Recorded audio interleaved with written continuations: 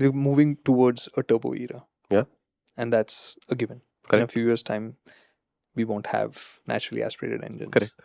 But this entire drive for saying that I want a turbo is another wall that people put up, saying that I want a turbo. It's not a turbo, or it's not a turbo. Why would you choose a piece of technology and say that I want that technology without knowing whether the benefit is actually right for you? I mean, there are benefits of the turbo, but it's not a benefit that everybody needs or wants. Karthik, you're still talking about needs. We are a society that wants. We don't care about our needs. We don't care about our needs. We don't. Fundamentally, we don't. So who needs McDonald's? Yes. Who needs McDonald's? No one. All the children want McDonald's. They've successfully marketed the idea that getting a Happy Meal and getting some shiny toy that comes with it is something to aspire for. And kids will drive you to McDonald's when you're trying to go somewhere better. Who says we need it? So anyway, so that is our job to tell them otherwise, right? Yeah, of course. So that is another wall that exists. Yeah. And it is a wall that, again, gets in the way of you actually finding the right solution. How do you decide between a turbo and a naturally aspirated engine? It's a turbo is often seen as the exciting solution. It's the more performance-oriented solution. Not all turbos are the same. And you might want a turbo for the excitement, but remember that along with that, there'll also be the compromise. And most of the turbocharged engines, most of them, are not at their happiest, best at low speeds. Yeah. Which is where most people end up using them. So again, to take an example of the Creta, where it has the 1.5 NA, which is, and then there's the 1.5 turbo. And the turbo will obviously be seen as the latest, greatest. Correct. And it'll have the larger torque number and the power number, etc. also. Yeah. But for more people, the solution, the better solution, is the base engine. And in this, we bring in the conversation of the transmissions as well. Dual clutch.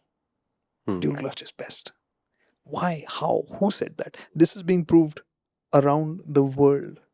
Dual clutches in premium cars are not delivering the experience that you would expect when you're paying $60,000, $70,000. It's not happening because that technology has certain benefits. The reason why manufacturers are doing it now in this case is different. It's because emissions is a big problem. So they have to get the best efficiency. The trade-off is when they manage to meet the emissions, the performance goes away. Somewhere, the sense of how smooth and easy it is to drive goes away. And in dual clutch's case, it's at low speeds. So when people complain that, yeah, dual clutches are not that smooth, yeah, it's par for the course. So you may be wanting a dual clutch, but understand that a dual clutch will inherently not be as good as some other transmission, which is great for actually what you want to do. Correct.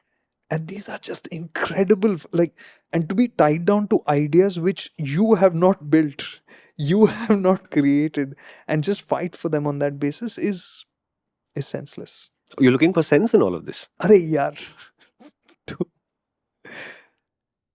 Maybe not sense, but at least an open ear.